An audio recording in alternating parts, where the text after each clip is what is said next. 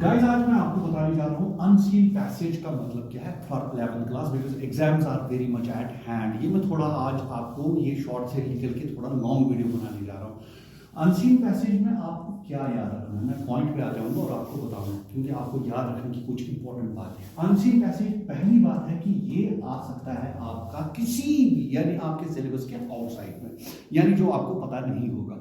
तो करना कैसे है, इसके 10 मार्क्स आपके 20 मार्क्स से लेके 10 से 20 मार्क्स आप कैसे गेन कर सकते हैं, ये पूरी यानी राइटिंग स्किल में आपको बता रहा हूँ। ये आपको अनसीन पैसेज में सबसे बड़ी इंपॉर्टेंट चीज याद रखनी है। आपको एक तो आपको टाइटल, जो एक इंपॉर्टेंट चीज है, वो टाइटल मैंने आपको याद होगा पहले भी बताया था कि टाइटल हम जो रिपीटेड वर्ड ज्यादा होगा आप उसी के साथ आप इसका टाइटल निकाल सकते हैं, कोई टेंशन वाली बात नहीं है। बाकी रहा रिगार्डिंग इसमें आपके बहुत सारे सेगमेंट्स है, वो क्या है, वो वर्ब्स के रिलेटेड है, वो टेंसेस के रिलेटेड है, वो मॉडल्स के रिलेटेड है, वो आर्टिकल्स के रिलेटेड है, और भी डिटरमिनर्स जैसे मैंने आपको सारा ये पढ़ाया हुआ है और मैंने आपको बताया कि ये आ सकते हैं। इसके बावजूद भी एंटोनिम्स और सिनोनिम्स, वर्ब्स एटसेट्रा आ सकता है, वो आपके पैसेज में ही दिया गया होगा।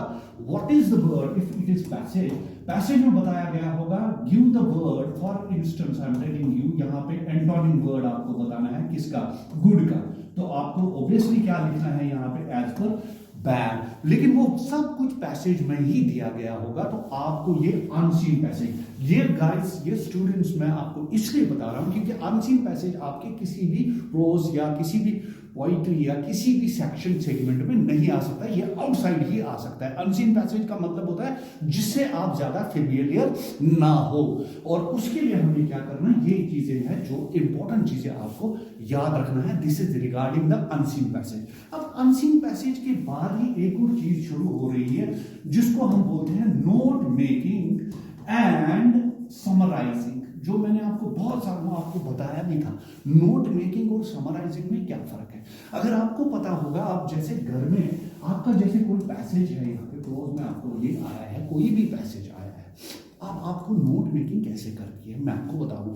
नोट्स जनरली क्या करते हैं स्टूडेंट्स, बहुत सारे किस्मों के आप घर में कोई भी बुक पढ़ते हो तो आप नोट्स क्या करते हैं, अंडरलाइन करते हैं, वहां पे मेन चीजें अंडरलाइन करते हैं। जब आप मेन चीज अंडरलाइन करते हैं फिर आप उसके सब पॉइंट्स बनाते हैं, यानी हेडिंग्स का सब पॉइंट्स बनाना, उसको आप बोलते हो उसके डिग्री करते, आपको इसको कैटेगराइज करते हो, डिवीजन करते हो और इन चीजों में इसको बांटते हो। यहां पे हमें क्या करना है, जो नोट मेकिंग है, पहली बात है कि हमें एक छोटी सी समरी बनानी है, यानी इसका जो रेफरेंस एक्सप्लेनेशन है वो हमें खुद का बनाना है। फिर उसको हमने जो मेजर पॉइंट्स है हमें उसको बांटना है। जैसे पॉइंट नंबर 1 है हमारे पास EVS, एनवायरमेंटल साइंस। अब इसके पॉइंट नंबर 2 क्या है वो बताना है, 3 क्या है वो बताना है। अगर आपको लगता है कि इनमें से और भी पॉइंट्स निकल सकते हैं, छोटे पॉइंट्स भी हो सकते हैं नोट में, जैसे भी कोई भी नोट होगा तो इसको आप बांट सकते हैं। जैसे 1 EVS आ गया 1, यहां पे करेंगे 1.1, ठीक है, 1.2, 1.3, लेकिन लिखेंगे क्या यहाँ पे, आप लिखेंगे सब हेडिंग्स।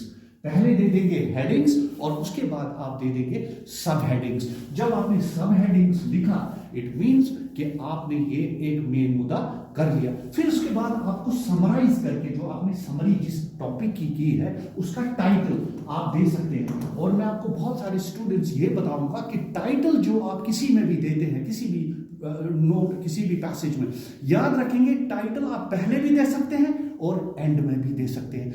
कोई ये ना सोचे कि मैंने एंड में दे दिया है title, it will be wrong, it won't be wrong, never it won't be wrong. मैं आपको बता रहा हूं ये कभी भी गलत नहीं होगा।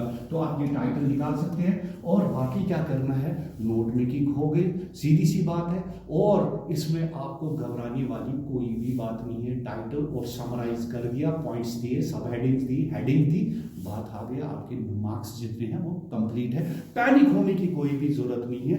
ये मैं मेनली बता रहा हूं, ये वीडियो मैंने इसलिए बनाया क्योंकि 11th क्लास के एग्जाम्स कल परसों होने वाले हैं, विच इज वेरी इंपॉर्टेंट, और मुझे आज ये आपके लिए स्पेशली ये लॉन्ग वीडियो बनाना पड़ा। आई होप आपको ये समझ आया होगा करना क्या। अगर इसके बावजूद भी कोई प्रॉब्लम आ रही है आपको तो आप मुझे डायरेक्टली कांटेक्ट कर सकते हो, मुझे बता सकते हो कि क्या प्रॉब्लम है, मैं आपको बता दूंगा, नो इश्यूज आएगा।